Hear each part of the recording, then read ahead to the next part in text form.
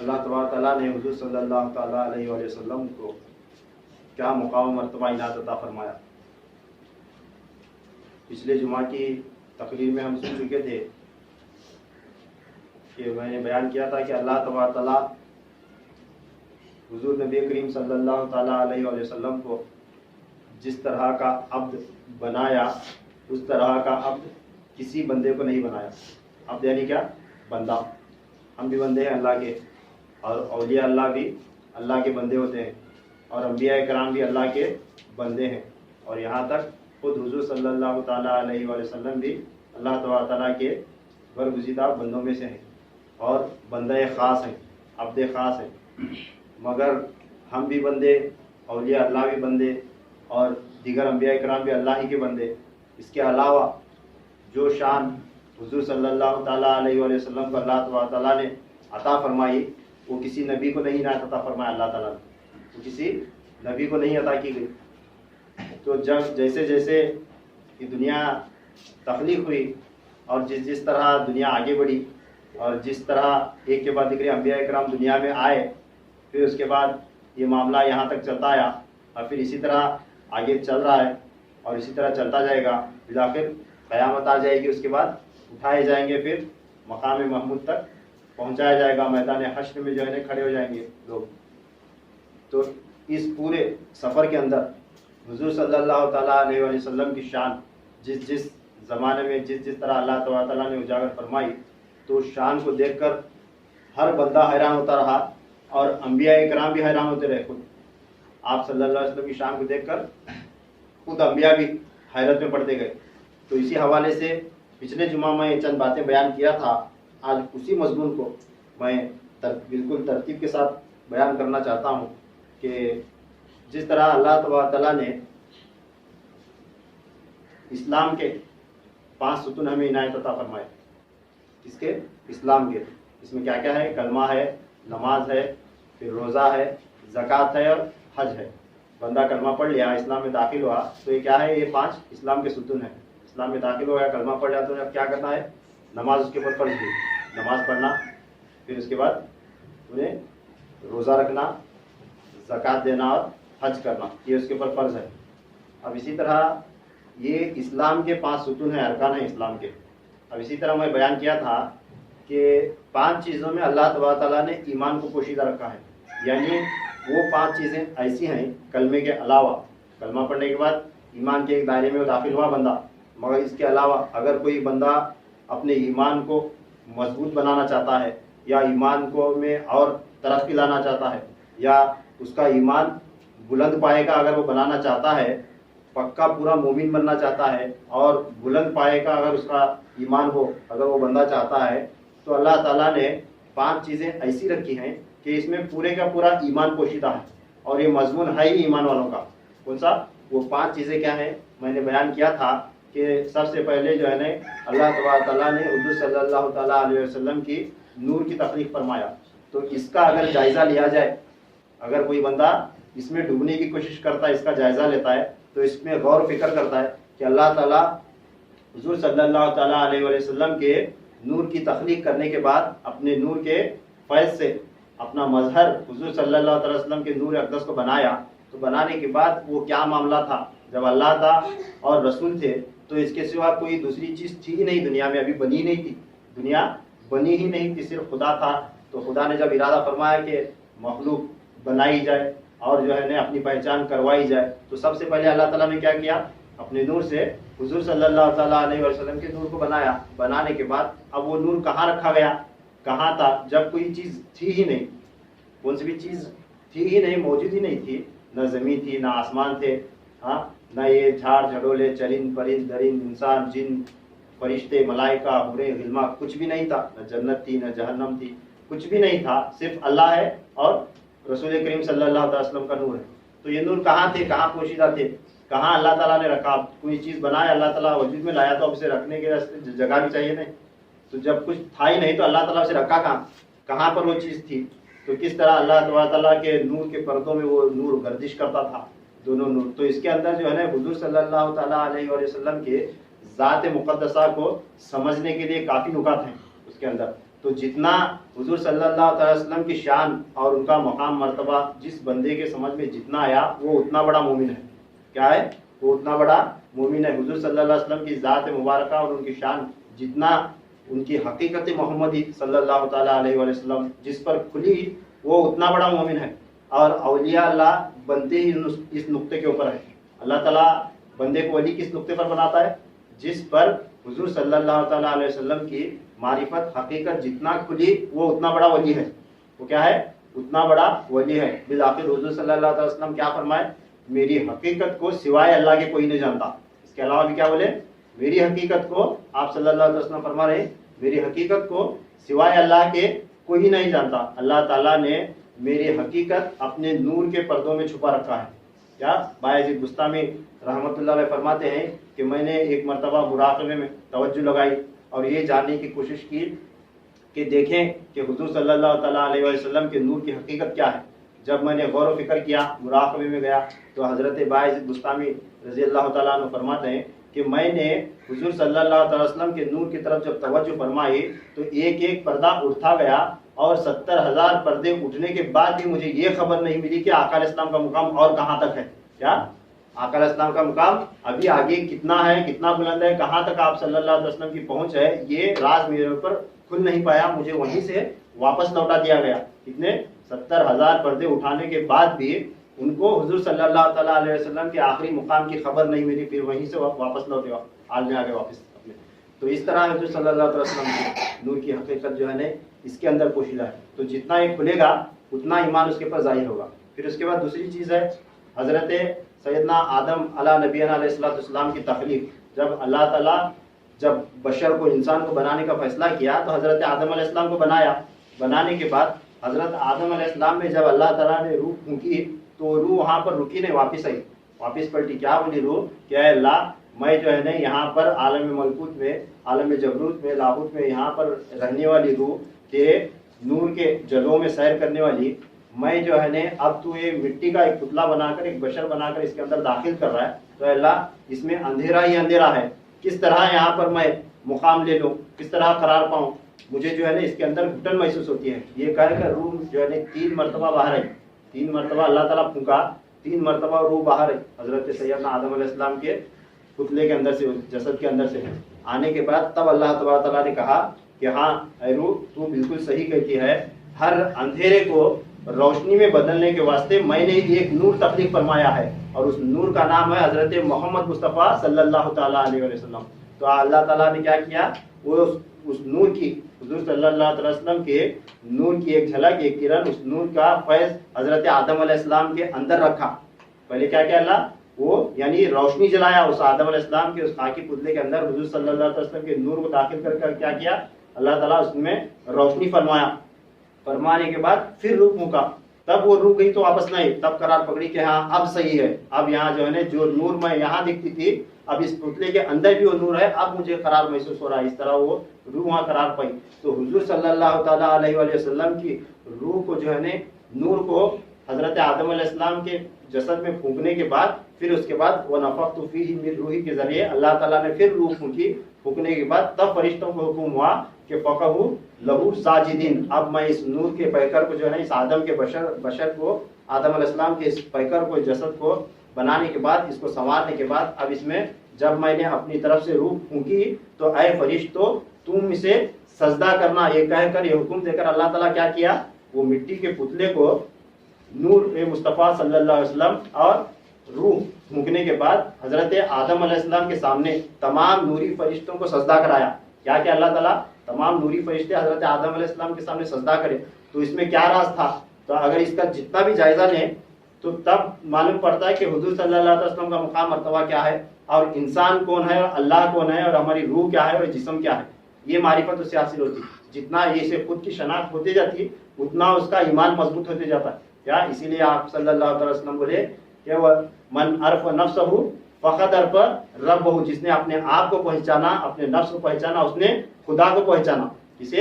اگر اللہ تعالیٰ کی معرفت حاصل کرنا چاہتے ہو تو سب سے پہلے کسے پہچانا؟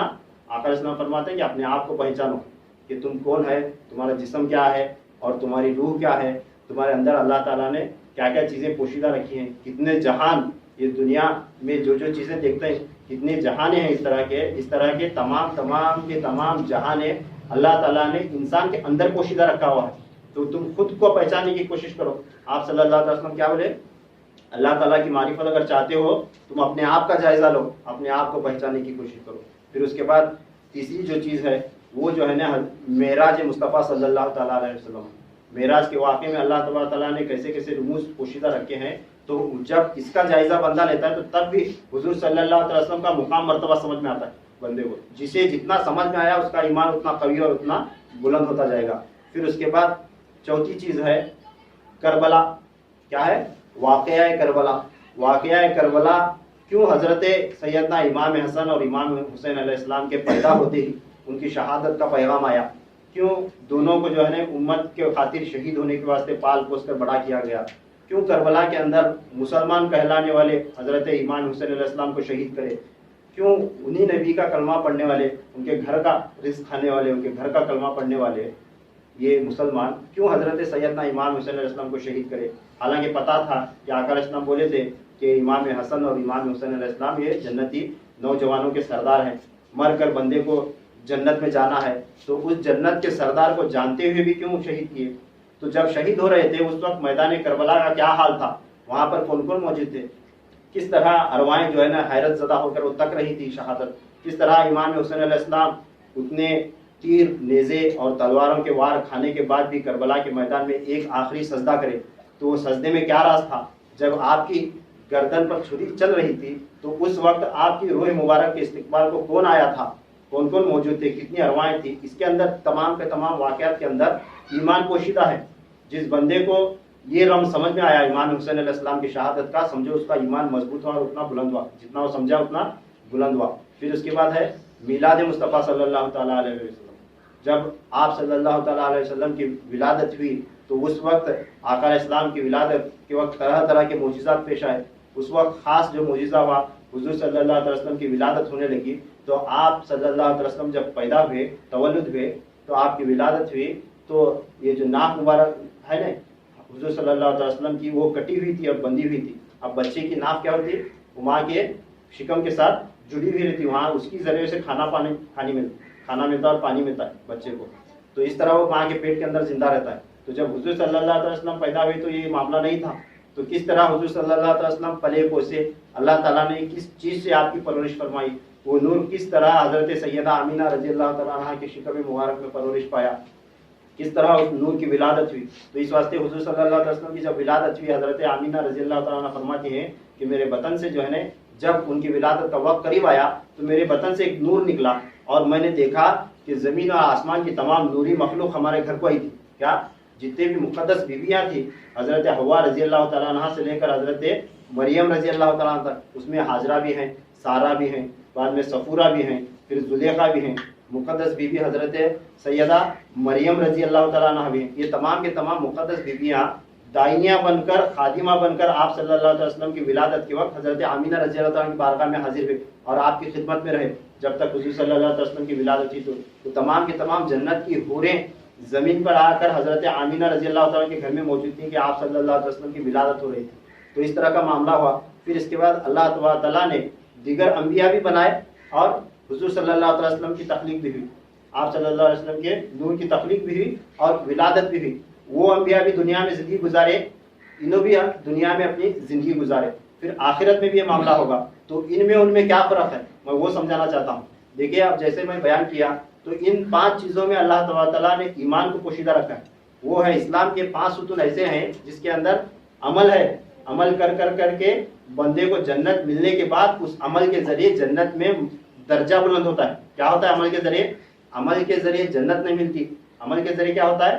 وہ جتنا وہ کمایا اس کی کمائی ہے وہ جنت کے اندر اسے اتنا بڑا مقام مرتبہ عطا کیا جاتا ہے. مگر جنت میں داخل ہونے کے واسطے عمل کی شرط نہیں, ایمان کی شرط ہے. کیا ہونا ہے؟ ایمان ہونا. اور ایمان کس میں پوشیدہ ہے؟ حضور صلی اللہ علیہ وسلم کی معرفت حاصل کرنے میں پوشیدہ ہے, خود کی معرفت حاصل کرنے میں پوشیدہ ہے. اب چاہے خود کی معرفت حاصل کرے چاہے حضور صلی اللہ علیہ وسلم کی معرفت حاصل کرنے کے لیے بندہ نکلے, تو کچھ بھی چیز کی اگر معرفت شناخت حاصل کرنے کا بندہ نکلے تو جا کر پہنچے گا حضور صلی اللہ علیہ وسلم کے نور کی طرف. اور جس بھی شے کو لے لیں, کسی بھی چیز کا جائزہ لیں, تو تمام کے تمام کوئی بھی واقعہ لے لے، حال لے لے، کچھ بھی لے لے، دنیا کی چیز، آسمان کی چیز، آسمان کے اوپر کی چیز، یا جنت کی چیز، یا جو ہے نا زمین کے اندر کی، زمین کے اوپر کی، جو بھی چیز لے لیں، یہ 5 میں سے کسی نہ کسی واقعے کو جا کر ملتی. کیا ہوتی؟ یا تو انہیں جانا حضور صلی اللہ علیہ وسلم کی تخلیق کی طرف، یا تو انہیں آنا حضرت آدم علیہ السلام کی تخلیق کی طرف، یا تو انہیں آنا حضرت آپ صلی اللہ تعالیٰ علیہ وسلم کے ولادت کے واقعے کی طرف، یا تو آنا حضرت امام حسن و امام حسین علیہ السلام کی شہادت کی طرف، یا تو جائزہ لینا معراج کا واقعہ، معراج کی طرف آنا. یہ کون سی بھی چیز کو اگر پکڑیں تو یہ 5 چیزیں ایسے ہیں کہ ایمان اس کا انہی 5 چیزوں میں کہیں نہ کہیں جا کر مکمل ہوتا. اگر ان 5 چیزوں کو چھوڑ کر بندہ اگر ایمان کو مضبوط کرنے یا ایمان کو ڈھونڈنے نکلا تو اسے ایمان نہیں ملتا. یہ بات طے ہے. اس واسطے میں کہتا ہوں کہ یہ ایمان کے 5 ستون ہیں، یعنی ایمان کو قوی کرنے کے، ایمان کو بلند کرنے کے، مضبوط کرنے کے یہ 5 ستون کی طرح ہیں. کون سا؟ تخلیق مصطفیٰ، تخلیق نور مصطفیٰ، تخلیق آدم اور میلاد مصطفیٰ، معراج مصطفیٰ، اور اس کے بعد واقعہ کربلا. یہ 5 چیزیں. اب دیکھو، آپ جائزہ لو، ذرا غور کرو، دنیا کی طرف سوچو، فکر کرو کہ جتنے بھی اہل سنت والجماعت کے علاوہ جتنے بھی یہ فرقے ہیں، سب کے سب انہی 5 چیزوں کو چھوڑ کر بیٹھے ہیں. کیا ہے؟ آقا علیہ السلام فرمائے تھے کہ میں اور میرے صحابہ کے طریقے پر جو رہا، میں اور میرے صحابہ کے طریقے پر جو رہا وہ جنت کی ہے. میری امت میں 73 فرقے ہوں گے، 72 سب کے سب جہنم میں چلے جائیں گے، ایک فرقہ جو ہے نا وہ جنت میں چلا جائے گا، وہ اہل سنت والجماعت ہوگا. کیا ہوگا؟ اہل سنت والجماعت ہوگا. یہی فرقہ حق پر ہوگا، یہی جنت میں جائے گا، اور یہی فرقہ میرے اور میرے صحابہ کے طریق پر رہے گا. تو سوائے اہل سنت والجماعت کے کسی بھی فرقے میں یہ تذکرہ نہیں ہوتا مکمل. کون سا؟ اب ایک فرقے والے یا تو اہل بیت کا تذکرہ کریں گے، صحابہ اکرام کے، اور باقی شان مصطفیٰ میں کمزور پڑ جائیں گے. یا تو ایک فرقے والے صرف صحابہ کریں گے، نماز کی بات کریں گے، عمل کی بات کریں گے، حج کی، زکوٰۃ کی، فطرے کی، حقوق کی، یہ بات کریں گے. مگر ان کے مساجد میں اگر جا کر دیکھیں، کبھی بھی حضور صلی اللہ علیہ وسلم کے نور کی تخلیق کی بات وہاں سننے کو نہیں ملے گی. کبھی بھی ان کے مسجد کے اندر میلاد مصطفیٰ کا تذکرہ سننے نہیں ملے گا. نہ وہ میلاد منائیں گے، نہ وہ میلاد مصطفیٰ کا تذکرہ کریں گے. الٹا ایسے کیا کریں گے؟ حرام یا ناجائز یا بدعت یا غیر ضروری کام سمجھیں گے. جو جن میں جس کے اندر اللہ تبارک تعالیٰ نے ایمان پوشیدہ رکھا ہے، اس چیز کو غیر ضروری اور اس اسلام میں اس کی ضرورت نہیں کر کے چھوڑ دینا، یہ ایمان سے دور ہونے کے برابر ہے کیا نہیں؟ اللہ تعالیٰ نے حضور صلی اللہ علیہ وسلم کے میلاد کے اندر کئی رموز پوشیدہ رکھے ہیں، تو میلاد کے واقعے کو غیر ضروری سمجھ کر چھوڑ دینا یہ ایمان سے دور ہونے کے برابر ہے. اس کا ایمان کمزور ہے. اسے کتنا ایمان ملے گا؟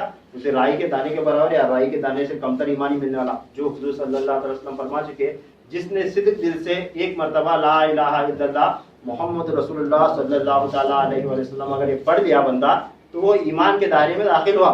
وہ کہیں نہ کہیں ایمان کے دائرے میں داخل ہوا. اسے کلمہ پڑھنا نصیب ہوا تو ایمان کے دائرے میں داخل ہوا، مگر اس کا ایمان مضبوط اور قوی اور پورے کے پورے اسلام میں داخل ہونے کا فیض اسے نہیں ملے گا. اس واسطے سوائے اہل سنت والجماعت کے مساجد کے علاوہ کہیں بھی نہ تو نور مصطفیٰ کی بات ملے گی، نہ تو میلاد مصطفیٰ کی بات ملے گی، نہ واقعہ جو حضرت آدم علیہ السلام کی تخلیق ہوئی، پھر اس کے اندر روح پھونکی گئی، پھر فرشتے سجدہ کرے. اس بشری پیکر کو، مٹی سے بنائے ہوئے انسان کو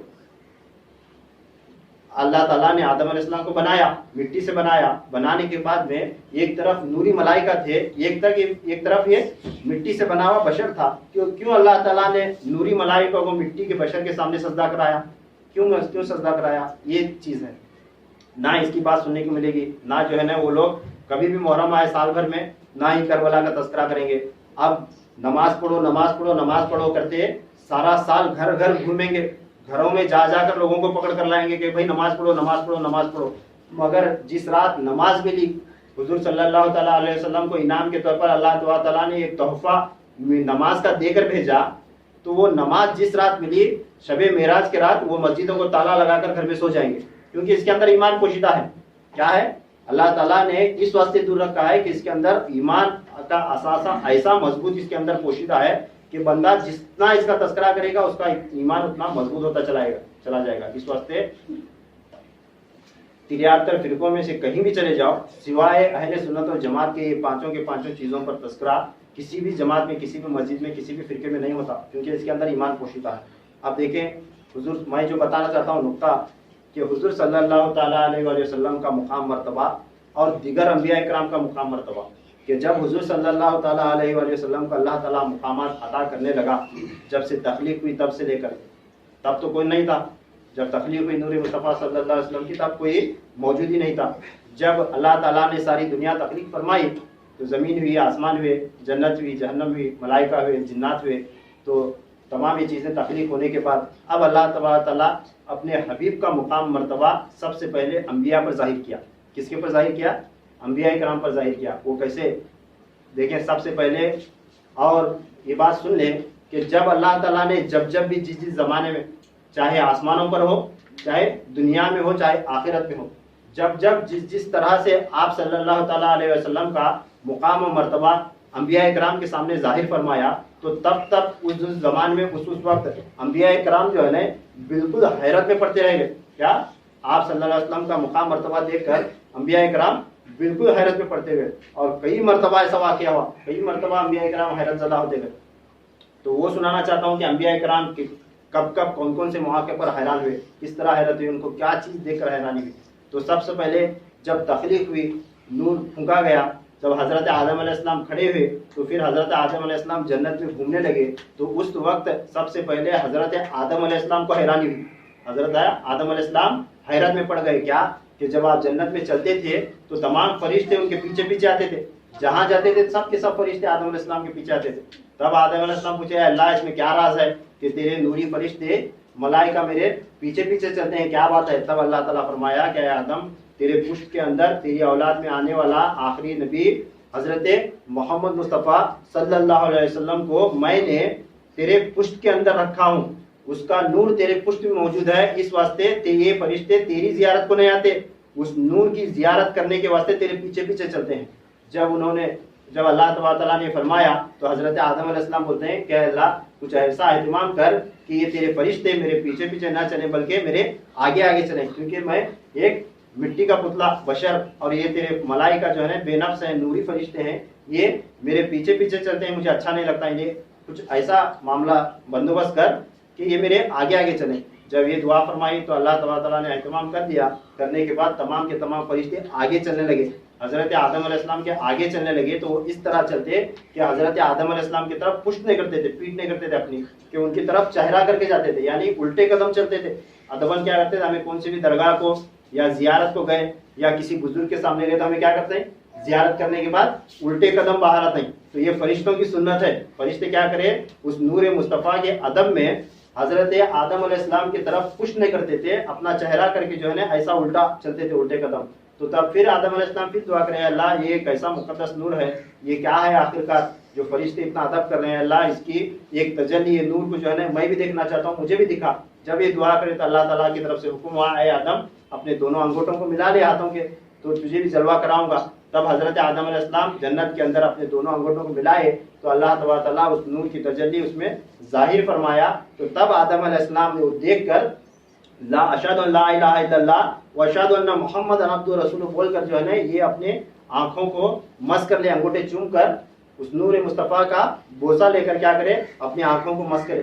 تو حضور صلی اللہ علیہ وسلم کے نور کا ادب، ان کے نام کا اور ان کے نور کا سنتے ہی جو ہے نا دیکھتے ہی اب چوم کر آنکھوں کو لگانا، یہ حضرت آدم علیہ السلام کی سنت جنت سے جاری ہوئی، آج تک اہل حق میں جو ہے جاری ہے۔ اس واسطے ہم بھی جب بھی آپ صلی اللہ تعالیٰ علیہ وسلم کا نام آتا ہے، محمد صلی اللہ تعالیٰ علیہ وسلم جب بھی آتا ہے تو ہمیں کیا کرتے ہیں، انگوٹھے چوم کر آنکھوں کو لگاتے ہیں۔ تو یہ حضرت آدم علیہ السلام سب سے پہلے سکھا سو طریقہ۔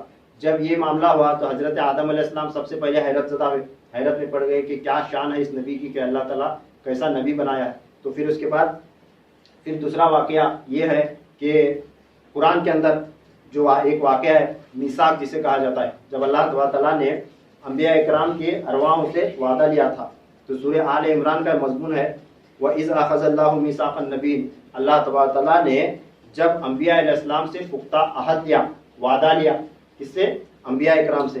تو جنت کے اندر یہ معاملہ ہوا، جب اللہ تعالیٰ روحوں کی تخلیق ہو چکی، اس کی روحوں کی تمام ارواح کی تخلیق ہوئی، تو اس میں سے چند ارواحوں کو اللہ تعالیٰ نے الگ بلایا۔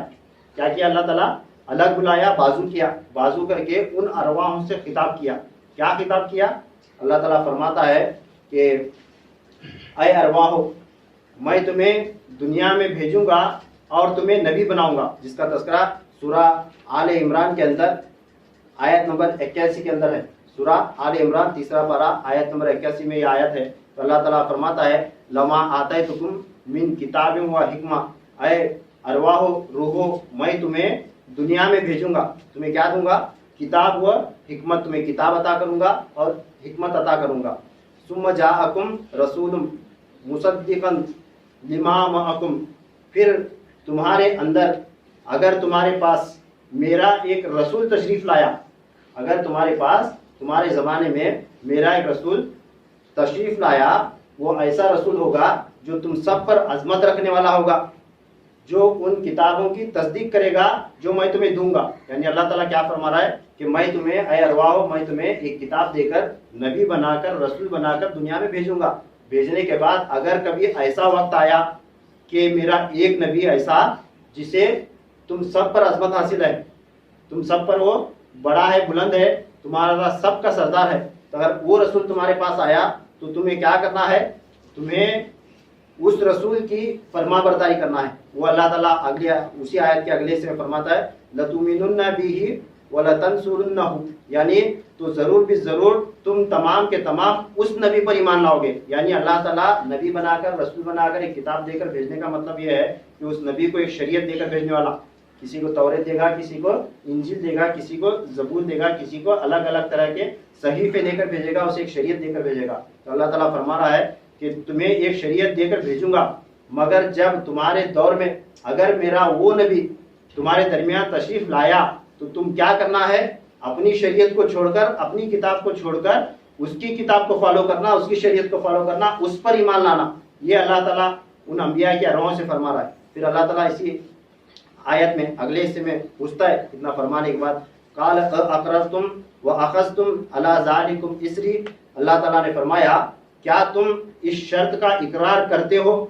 یہ جو شرط میں رکھ رہا ہوں تمہارے سامنے، تمہیں نبی بنایا جائے گا، رسول بنایا جائے گا، کتاب بھی دی جائے گی، مگر تمہارے نبوت کے پیریڈ میں، تمہارے رسول بن کر زندگی گزارنے کے دوران دنیا کے اندر اگر وہ رسول تمہارے درمیان آیا تو تب تم کیا کرنا؟ اپنی شریعت چھوڑ کر اس رسول پر ایمان لانا، اس کی شریعت کو فالو کرنا۔ کیا تم اس پر اقرار کرتے ہو، راضی ہو؟ یہ اللہ تعالیٰ انبیاء کے ارواح کو پوچھا، کب؟ نبی بنانے سے پہلے۔ یہ بڑا اگریمنٹ ہو رہا ہے اس کے اللہ تعالیٰ کے اور ان انبیاء کے ارواح کے درمیان ایک اگریمنٹ ہو رہا ہے۔ اللہ تعالیٰ باقاعدہ ان سے وعدہ لے رہا ہے، کیا تم راضی ہو، مانتے ہو اس بات کو؟ پھر ان انبیاء کے ارواح نے کہا قالوا اقررنا، اے اللہ، سب کے سب انبیاء کے ارواح بولے اے اللہ ہم اقرار کرتے ہیں، مانتے ہیں، اس بات کو تسلیم کرتے ہیں، وعدہ کرتے ہیں۔ یہ بولنے کے بعد پھر اللہ تعالیٰ فرماتا ہے قال فاشهدوا وانا معكم من الشاهدين۔ اتنا وعدہ کرنے کے بعد اب دیکھو اللہ تعالیٰ کی بارگاہ ہے اور وہ زمین نہیں، عالم ارواح میں معاملہ چل رہا ہے۔ زمین میں آنے کے بعد اللہ تعالیٰ بندے کو پیدا کرنے کے بعد ہو سکتا ہے زمین پر اس کی بات کو انکار ہے یا کچھ بھی کمی بیشی کرے، مگر یہ آسمانوں کا معاملہ، تو اللہ تعالیٰ کی بات کو ٹالنے کا یا اس کی نافرمانی کرنے کی ضرورت کس میں ہے؟ اور وہ عام بندے بھی نہیں۔ کس سے وعدہ لے رہا ہے؟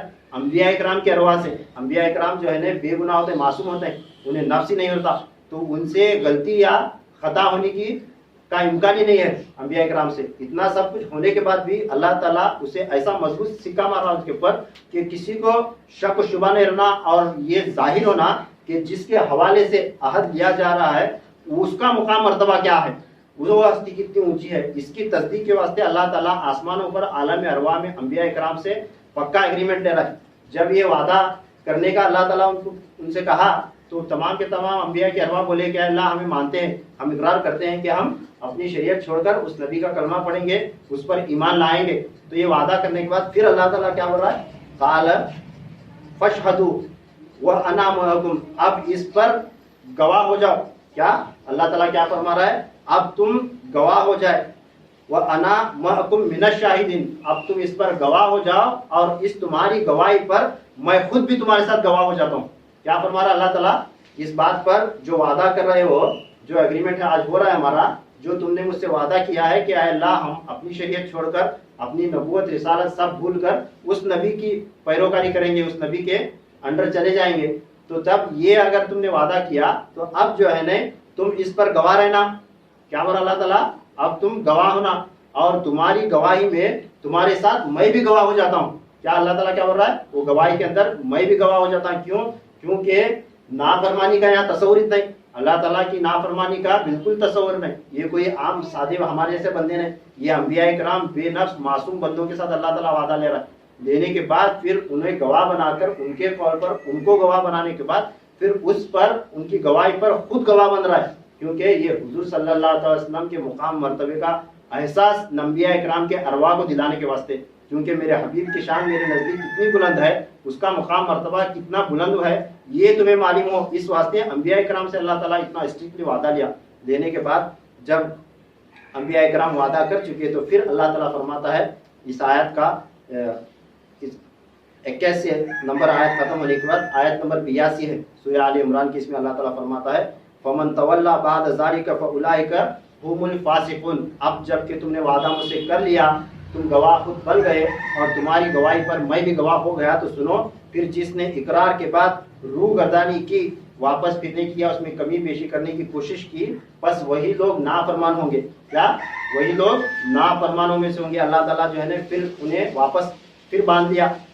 پہلے گواہ بنایا, پہلے ان کے سامنے سوال پیش کیا, پھر وہ مان گئے. ماننے کے بعد ان سے وعدہ لیا مضبوط, پھر انہیں گواہ بنایا, پھر خود بھی گواہ بنا. خود گواہ بننے کے بعد اللہ تعالیٰ ان سے پھر کیا کیا؟ اب اس گواہ کے بعد پھر ایک حکم لایا. کیا؟ اب اس اقرار کو کرنے کے بعد, یہ وعدہ کرنے کے بعد, اب کسی نے اگر روح گردانی کی تو اس کا ذمہ دار وہ خود ہوگا, وہی نافرمان لوگوں میں سے ہوگا.